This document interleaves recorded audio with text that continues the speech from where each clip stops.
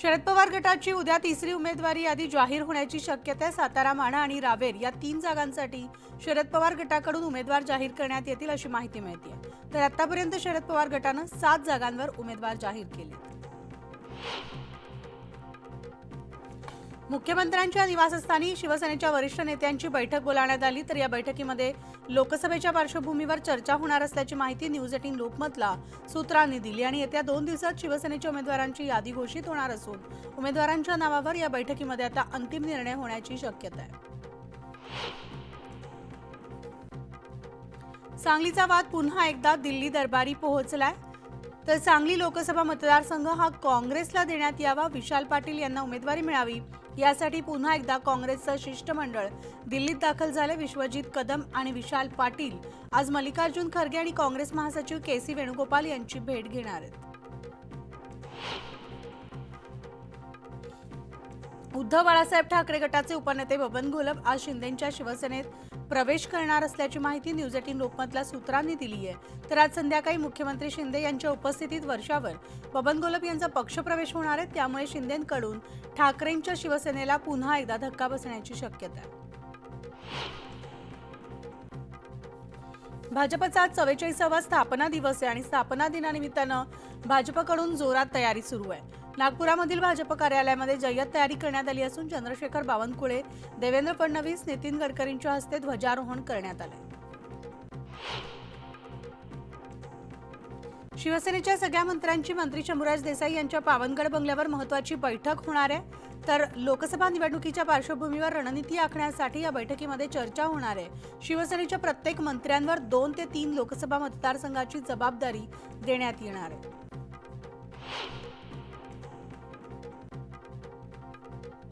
अनिल परब आणि संजय कदम या दोघांनी मिळून आमच्या घरामध्ये भांडणं लावण्याचं काम केलं असा आरोप रामदास कदम यांचे पुत्र आमदार योगेश कदम यांनी केलाय।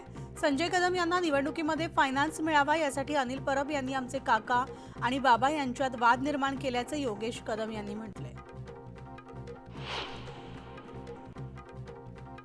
रत्नागिरी सिंधुदुर्ग मतदारसंघात महायुतीचा उमेदवार कोणीही असू दे, किमान 2.5 लाखाच्या फरकानं त्याला पराभूत करू असा विश्वास खासदार विनायक राऊत यांनी व्यक्त केलाय। तर महायुतीचा उमेदवार हा 12 तारखेपर्यंत ठरला तरी पुष्कळ आहे असा खोचक टोला देखील त्यांनी लगावलाय।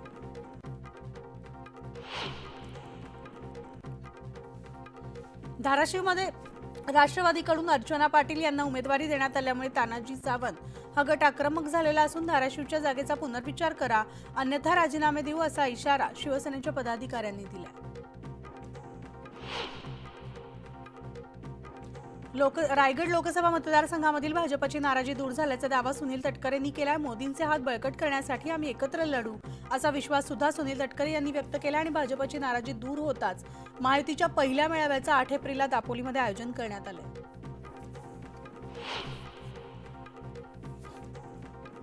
ज्योती मेटेंनी आज कार्यकर्त्यांच्या बैठकीचं आयोजन केलंय। लोकसभा निवडणुकीच्या पार्श्वभूमीवर ज्योती मेटे आज भूमिका ठरवण्याची शक्यता आहे। तर काल ज्योती मेटेंचं बीडमध्ये आगमन होताच त्यांच्यावर ठिकठिकाणी जेसीबी मधून पुष्पवृष्टी करून जंगी स्वागत करण्यात आले।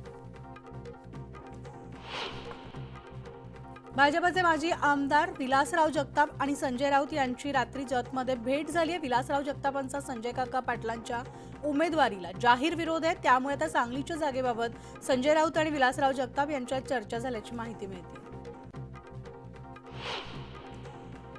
भंडारा गोंदियामधील लोकसभा निवडणुकीवरून रोहित पवारांनी जोरदार टीका केली होती। भंडारा गोंदियाची लोकसभेतील लढत ही कॉन्ट्रॅक्टर आणि डॉक्टर यांच्यामध्ये होत असल्याचा घणाघात त्यांनी केला होता। यावरून चित्रा वाघ यांनी आता प्रत्युत्तर दिलंय। रोहित पवार ज्या पक्षातून आले तो पक्षच कॉन्ट्रॅक्टरचा पक्ष असून त्यात सगळीच लोक कॉन्ट्रॅक्टर असल्याचं त्यांनी म्हटलंय। लोकसभा निवडणुकीच्या पार्श्वभूमीवर आता सातारा जिल्ह्यात महायुतीकडून स्थानिक पातळीमध्ये 3 मेळाव्यांचं आयोजन करण्यात आलंय। शिवेंद्रराजेंनी साताऱ्यामधील स्थानिक राजकारणाबाबत कार्यकर्त्यांसोबत चर्चाही केली आहे। यावेळी त्यांनी राजकारण बाजूला ठेवून महायुतीसाठी काम करण्याचे आदेश कार्यकर्त्यांना दिले।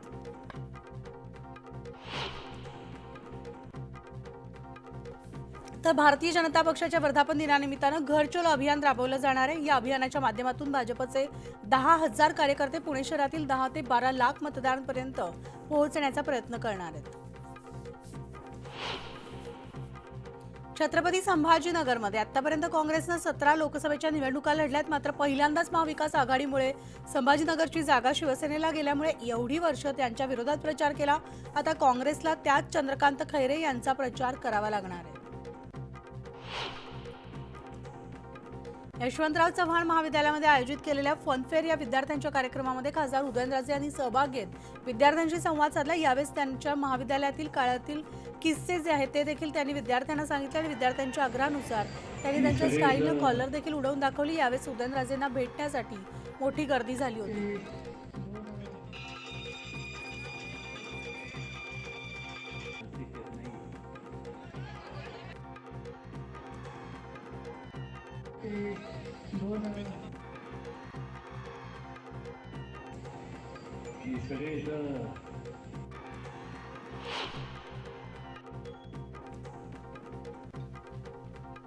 संभाजीनगर पालिकेमध्ये गेल्या 4 वर्षांपासून प्रशासकांचं राज्य आहे.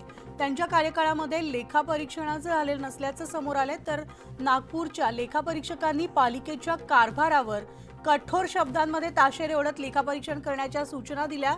मात्र अधिकाऱ्यांकडून टाळाटाळ केली जाते असा आरोप केला जातोय.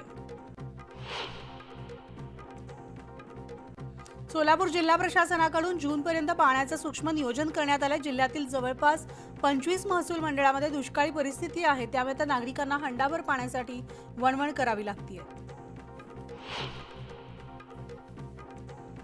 गुढीपाडवा आता अवघ्या 4 दिवसांवर आलेला असताना सोन्याचे प्रतितोळा 75,000 वाटचाल सुरू आहे आणि सध्या सोन्याचे दर प्रतितोळा 72,000 आहेत आणि चांदी प्रति किलो 80,000 जागतिक स्तरावर युद्धजन्य स्थिती आणि सोन्यातील वाढलेली गुंतवणूक यामुळे आता दरवाढ झाल्याचं सराफा व्यावसायिकांनी म्हटलंय. मध्य रेल्वेवरील विक्रोळी स्थानकादरम्यान उड्डाणपुलाचं गर्डर उभारण्यासाठी 6 ते 11 एप्रिल दरम्यान रात्रकालीन ब्लॉक घेतला जाणार आहे. त्यामुळे मध्य रेल्वेच्या वेळापत्रकामध्ये बदल करण्यात आलेला असून या काळातील अनेक लोकल रद्द करण्यात येणार आहेत. विविध अभियांत्रिकी आणि देखभालीची कामं पूर्ण करण्यासाठी मध्य रेल्वेच्या अखत्यारीमधील मुख्य हार्बर ट्रान्स हार्बर मार्गावर रविवारी मेगा ब्लॉक घेतला जाणार आहे. तर हार्बर मार्गावरील मेगा ब्लॉकमुळे पश्चिम रेल्वेवरील काही लोकल रद्द करण्यात येणार आहेत. आणि आता धाराशिवहून एक ब्रेकिंग बातमी येते. धाराशिव लोकसभा मतदारसंघामध्ये राष्ट्रवादीकडून अर्चना पाटील यांना उमेदवारी देण्यात आली आहे. मात्र उमेदवारीनंतर जिल्ह्यातील तानाजी सावंत गट आक्रमक झालेला असून धाराशिवच्या जागेचा पुनर्विचार करावा. धाराशिवची जागा शिवसेनेनं आपल्याकडे घ्यावी अन्यथा राजीनामा देऊ असा इशाराच आता शिवसेनेच्या पदाधिकाऱ्यांनी बैठकीमध्ये दिलेला आहे. धाराशिव हा मतदारसंघ पारंपरिकरित्या सेनेचा आहे. धनंजय सावंत यांनी जागेवर दावा केला होता तरीही जागा राष्ट्रवादीला सोडल्यामुळे तानाजी सावंत गट आक्रमक झालाय. दरम्यान मुख्यमंत्र्यांनी धाराशिव कळंब विधानसभा मतदारसंघही शिवसेनेकडे घ्यावा अशी मागणी सुद्धा कार्यकर्त्यांनी केली. ही शिवसेनेची जागा गेली 35 वर्ष आपल्या धनुष्यबाणाला आहे. पण ह्यावेळेस भाजप शिवसेना राष्ट्रवादीची युती असल्यामुळे ही जागा राष्ट्रवादीला सोडण्यात आली. खरं तर ह्या जिल्ह्यामध्ये राष्ट्रवादीचं वलय राहिलेलं नाही. शिवसेनेचा धाराशिव जिल्हा बालेकिल्ला आहे आणि तो बालेकिल्ला उद्ध्वस्त होण्याचं या उमेदवारीच्या निमित्तानं काम होत आहे. आणि याविषयी आपण सविस्तर जाणून घेऊयात. आमचे प्रतिनिधी बालाजी निरफळ आपल्यासोबत आहेत. बालाजी, धाराशिवच्या जागेचा पुनर्विचार करा असं सेनेच्या कार्यकर्त्यांचं म्हणणं आहे. काय नेमकी त्यांची मागणी आहे? एकूण बघितलं तर म्हणाले दाव्या प्रति दाव्यानंतर जी आहे ती माहितीची उमेदवारी अखेर अर्चना पाटील यांना जाहीर झाली आहे. राष्ट्रवादीकडून उमेदवारी देण्यात आलेली. मात्र यासाठी या दाव्यामध्ये तानाजी सावंत यांचे पुतणे धनंजय सावंत यांचाही आग्रह होता की खासदारकीची उमेदवारी त्यांना मिळायला हवी होती. मात्र शिंदेच्या शिवसेनेला ही उमेदवारी न देता आहेत तिन्ही पक्षाच्या एकमतीनं ही अजित पवार गटाला उमेदवारीचा जी आहे ती माहितीतून मिळाली. अर्चना पाटील यांना उमेदवारी देण्यात आलेली आहे.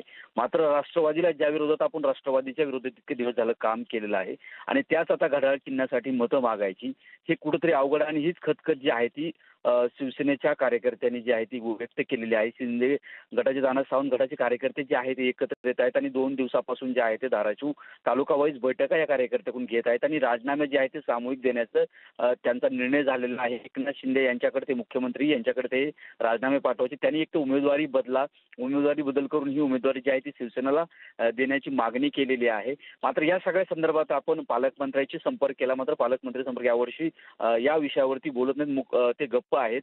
धनंजय सावंत यांच्याशी संपर्क केला, मात्र तेही यावर्षी विषय बोलण्यात तयार आहेत. मात्र एकूण जर परिस्थिती बघितली तर सगळ्या शिंदे गटाची शिवसेना जी आहे ती धाराशिव जिल्ह्यातली आक्रमक झाली असून उमेदवारी माघार घ्या, आम्ही या लोकसभा उमेदवारीत काम करणार नाहीत अशी भूमिका घेतलेली आहे. त्यामुळे कुठेतरी अगोदर जागेचा उमेदवार आता उमेदवार दिल्यानंतर ती पुन्हा धाराशिव लोकसभा मतदारसंघावरती पेच जो आहे तो निर्माण झालेला. आता नेमका याच्यातला पेच वरिष्ठ कसा काढतील हेही पाहणं गरजेचं आहे म्हणाली. निश्चितच बालाजी, धन्यवाद या सविस्तर माहितीसाठी. आणि यानंतर पुन्हा एकदा वेळात 25 मिनिटात 50 बातम्यांकडे. सहाय्यक प्राध्यापक पदासाठी राज्यस्तरीय पात्रता परीक्षा अर्थात सेट परीक्षा येत्या 7 एप्रिलला होणार आहे. मुंबई विद्यापीठाशी संलग्नित विविध 28 महाविद्यालयांमधील केंद्रावर ही परीक्षा पार पडणार आहे. तर 14,426 विद्यार्थी सेट परीक्षा देणार आहेत. मुंबईमधील चेंबूर जेकब सर्कल मोनोरेलसाठी स्वदेशी बनावटीचे 3 डबे मुंबईत दाखल झाले आहेत. MMRDAनं 10 नव्या गाड्या दाखल करण्याचा निर्णय घेतलाय आणि या 10 गाड्या सेवेत दाखल झाल्यास दर 6 मिनिटांनी एक गाडी धावणार आहे. त्यामुळे आता प्रवासी संख्येत वाढ होईल असा दावा MMRDAनं केलाय.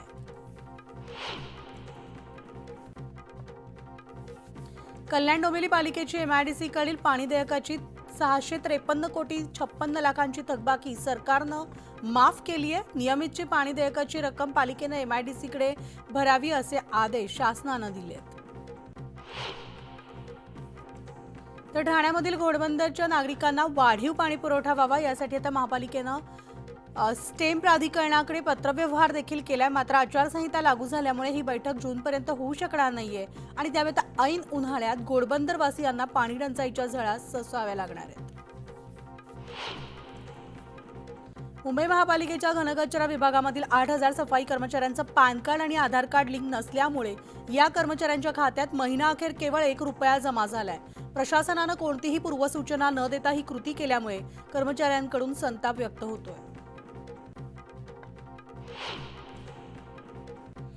तर आता मुंबई शहर तसंच उपनगरांमध्ये असह्य उकाडा जाणवू लागलाय. नागरिक हैराण झालेत. पुढील 5 दिवस मुंबईमधील कमाल तापमान 31 ते 35 अंश सेल्सिअस दरम्यान राहील. मात्र हवेतील आर्द्रतेमध्ये वाढ होऊन उकाडा सुद्धा वाढणार आहे.